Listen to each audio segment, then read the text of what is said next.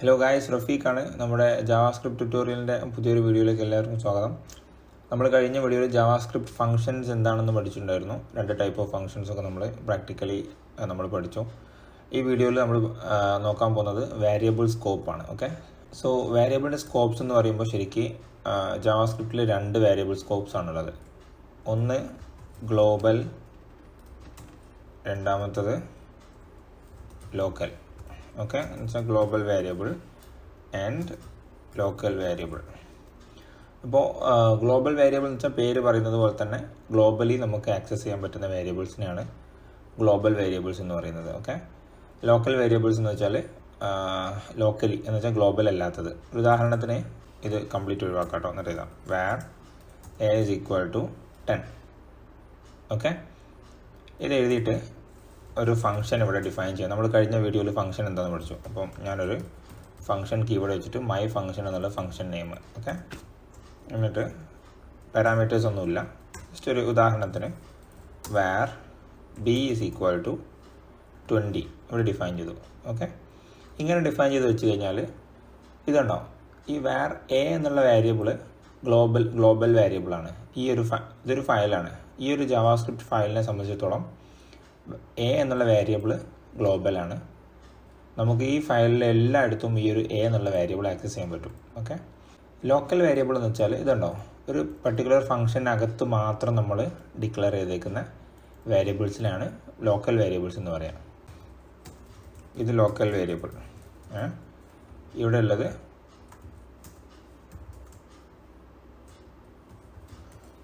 Global variable. Sorry, ഈ A എന്നുള്ളത് നമുക്ക് ഇതിനകത്ത് വേണമെങ്കിലും എന്ത് ചെയ്യാം, ആക്സസ് ചെയ്യാൻ പറ്റും.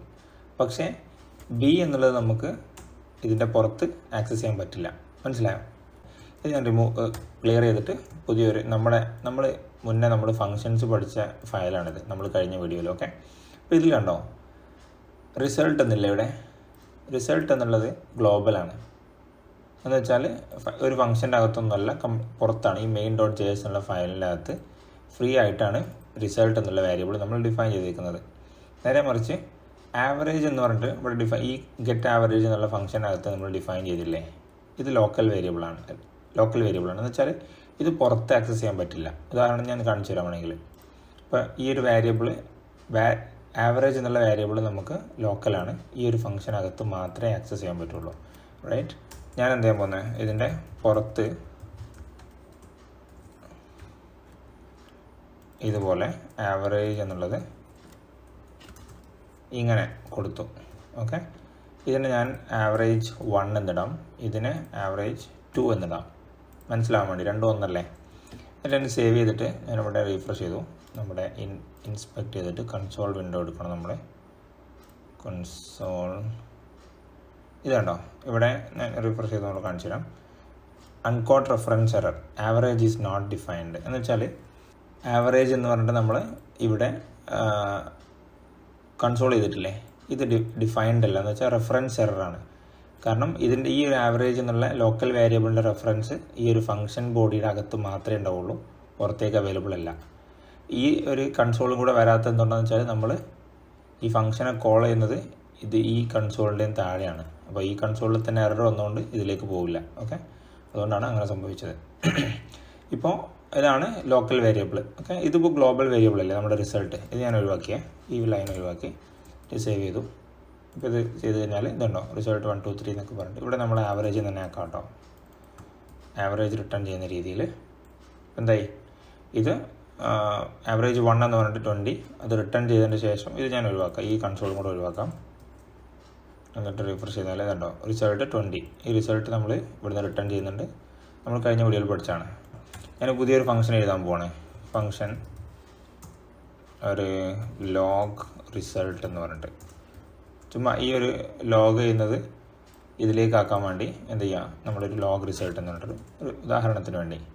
എന്നിട്ട് ഇതിനകത്ത് ഞാൻ എന്ത് ചെയ്യാണ്, ഈ ഒരു ഇതില്ലേ, ഇത് ഞാൻ ഇവിടുന്ന് എടുത്തിട്ട് ഇതിനകത്തിട്ട്. ഓക്കെ, അപ്പോൾ ഇപ്പോൾ ഒന്നും സംഭവിക്കില്ല. നമുക്കറിയാം, ഒരു ഫംഗ്ഷൻ എഴുതിയിട്ടുണ്ടെങ്കിൽ ആ ഫംഗ്ഷൻ കോൾ ചെയ്താൽ മാത്രമേ ആ ഫംഗ്ഷൻ വർക്ക് ആവുള്ളൂ. എന്നിട്ട് എന്ത് ചെയ്ത് ഈ ഫംഗ്ഷൻ്റെ പുറത്ത് ഇതിനെ കോൾ ചെയ്തു. ഓക്കെ, ഫംഗ്ഷൻ കോൾ ചെയ്യുന്ന രീതി നമുക്കറിയാലോ. ഫംഗ്ഷൻ നെയിം പിന്നെ ബ്രാക്കറ്റ്, അതിനകത്ത് എന്തെങ്കിലും പാരാമീറ്റേഴ്സ് നമ്മൾ പാസ് ചെയ്യുന്നുണ്ടെങ്കിൽ അതുകൂടെ. പക്ഷേ ഇവിടെ നമ്മളൊന്നും പാസ് ചെയ്യുന്നില്ല. ഇവിടെ നമ്മൾ പാസ് ചെയ്യുന്നുണ്ടായിരുന്നു കണ്ടോ, 3 വേരിയബിൾസ് ഇവിടെ പാസ് ചെയ്യുന്നുണ്ടായിരുന്നു, ABC എന്ന് പറഞ്ഞിട്ട്. ഓക്കെ, ഇപ്പോൾ ഞാനിവിടെ കോൾ ചെയ്തു. അപ്പോൾ എന്ത് സംഭവിച്ചു? ഇതിപ്പോൾ എന്താ സംഭവിക്കുകയെന്ന് വെച്ചാൽ ഇവിടെ റിസൾട്ട് എന്നുള്ള വേരിയബിൾ ഉണ്ട്, ഇത് ഗ്ലോബലാണ്. അതുകൊണ്ട് നമുക്ക് ഇതിനകത്ത് ഈ ഒരു ഫംഗ്ഷനകത്തും നമുക്ക് എന്ത് ചെയ്യാം, യൂസ് ചെയ്യാം എന്നുള്ളത് കാണിക്കാൻ വേണ്ടിയാണ്. ഓക്കെ, സേവ് ചെയ്തു, റിഫ്രഷ് ചെയ്തു, ഇതുണ്ടോ സെയിം നമുക്ക് റിസൾട്ട് 20 എന്ന് കിട്ടി. ഇനി ഇതിനകത്താണ് നമുക്കൊന്ന് ഒരു ഇൻസൈഡ് ഫംഗ്ഷൻ ചുമ്മാ അറിയാൻ വേണ്ടി, നേരത്തെ ആവറേജ് റിസൾട്ട് എന്നായിരുന്നില്ലേ, ഉണ്ടോ റിസൾട്ട് ഇൻസൈഡ് ഫംഗ്ഷൻ 20.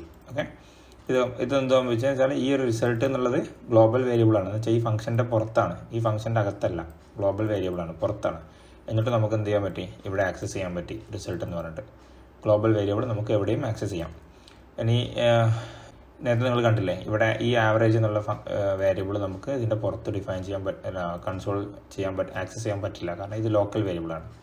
ഇനി ഈ വേരിയബിളിനെ നമുക്ക് എന്ത് ചെയ്യാം, ഇത് ഗ്ലോബലി ആക്കാൻ വേണ്ടി നമുക്ക് എങ്ങനെ ചെയ്യാമെന്ന് വെച്ചാൽ, ഈ ഫംഗ്ഷൻ്റെ ഏറ്റവും മേലെ ഞാൻ var average is equal to എന്തെങ്കിലും ഒരു വാല്യൂ കൊടുക്കുക. ആദ്യം 0 ആയിട്ട് ഡിഫൈൻ ചെയ്യാം. ഓക്കെ, എന്നിട്ട് എന്ത് ചെയ്യാം, എനിക്ക് ഓൾറെഡി ഡിഫൈൻ ചെയ്ത് കഴിഞ്ഞു ടൈപ്പ് വേർ വെച്ചിട്ട്. പിന്നെ എനിക്ക് എന്ത് ചെയ്യണ്ട, അതിൻ്റെ വാല്യൂ ചേഞ്ച് ചെയ്യണേ. വേർ കീവേഡിൻ്റെ ആവശ്യമില്ല, ജസ്റ്റ് ആ വേരിയബിൾ മാത്രം ഉപയോഗിച്ചാൽ മതി. ആവറേജ് എന്നുള്ള വേരിയബിൾ നമ്മൾ 0 ആക്കിയിട്ട് ഡിഫൈൻ ചെയ്തു. ഇപ്പോൾ ഇത് ഗ്ലോബലാണ്. ഓക്കെ, നമ്മളത് ചേഞ്ച് ചെയ്തു. എന്നിട്ട് ഇതിനകത്ത് ഈ ഫംഗ്ഷനകത്ത് എന്ത് ചെയ്തു, ഇത് ഗ്ലോബൽ ആയതുകൊണ്ട് ഈ ഒരു വേരിയബിളിനെ ഫംഗ്ഷനകത്ത് നമുക്ക് ആക്സസ് ചെയ്യാൻ പറ്റും, റൈറ്റ്. അപ്പം ഇതിൻ്റെ വാല്യൂ നമ്മളത് മാറ്റി, ഇതിൻ്റെ ആവറേജ് വാല്യൂ എടുത്തിട്ട് ആവറേജിൽ സേവ് ചെയ്തു, എന്നിട്ട് ഇത് റിട്ടേൺ ചെയ്തു. ഓക്കെ, ഇനി നമ്മൾ റിട്ടേൺ ചെയ്യേണ്ട ആവശ്യമില്ല ശരിക്കും. കാരണം എന്ന് വെച്ചാൽ നമ്മൾ ഓൾറെഡി ഇത് ആക്സസ് ഇത് ചെയ്തിട്ടുണ്ട്, ഇത് ഗ്ലോബലാണ്. ഓക്കെ, ഞാൻ റിട്ടേൺ ജസ്റ്റ് കമൻറ്റ് ചെയ്യാം.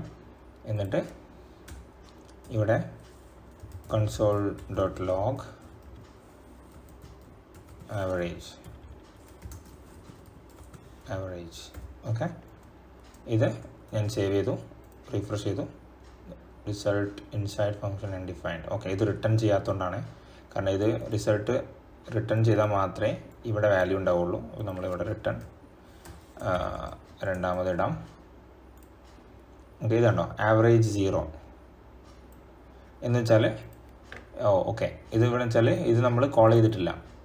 ഈ ഫംഗ്ഷൻ ഫസ്റ്റ് നമ്മൾ ഡിഫൈൻ ചെയ്തു, പിന്നെ ഫംഗ്ഷൻ ഇവിടെ ഉണ്ട്. പക്ഷേ ഫംഗ്ഷൻ കോൾ ചെയ്യുന്നത് ലൈൻ നമ്പർ 11-ലാണ്. അതിൻ്റെ മുന്നേ നമ്മൾ കൺസോൾ ചെയ്തു. അതുകൊണ്ടാണ് നമ്മൾ എന്ത് ചെയ്യുക, ഈ കൺസോൾ എടുത്തിട്ട് ഇതിൻ്റെ ശേഷം ഇടാം. ഓക്കെ, ഇപ്പോൾ എന്ത് ചെയ്തു, ആവറേജ് 20 എന്ന് വന്നു. കാരണം നമ്മൾ കൺസോൾ ചെയ്യുന്നതിൻ്റെ മുന്നേ എന്ത് ചെയ്തു, ഫംഗ്ഷൻ കോൾ ചെയ്തു. ഓക്കെ, ഇപ്പം എന്തായി, ആവറേജ് എന്നുള്ള വേരിയബിൾ ഗ്ലോബലാണ്. നമ്മളതിൻ്റെ വാല്യൂ ഇവിടെ ചേഞ്ച് ചെയ്തു, ആ ഫംഗ്ഷൻ ഇവിടെ കോൾ ചെയ്തു, പിന്നെ ശേഷം ആ ഒരു വേരിയബിൾ ഇവിടെ എടുത്തപ്പോൾ നമുക്ക് എന്ത് ആക്സസ് ചെയ്യാൻ പറ്റി. സോ ഇത്രയാണ് നമുക്ക് ലോക്കൽ ആൻഡ് ഗ്ലോബൽ വേരിയബിൾസിനെ കുറിച്ച് പറയാനുള്ളത്. അപ്പോൾ എന്തെങ്കിലും ഡൗട്ട്സ് ഇതിനകത്തുണ്ടെങ്കിൽ നമുക്ക് കമൻറ്റ് ബോക്സിൽ ഡിസ്കസ് ചെയ്യാം, നിങ്ങൾക്ക് കമൻറ്റ് ചെയ്യാം. അല്ലാന്നുണ്ടെങ്കിൽ നമുക്ക് അടുത്ത വീഡിയോയിൽ നമ്പേഴ്സ് എങ്ങനെയാണ് ജാവാസ്ക്രിപ്റ്റിൽ നമ്മൾ യൂസ് ചെയ്യുന്നത് എന്നുള്ളത് ഡിസ്കസ് ചെയ്യാം. Okay, by.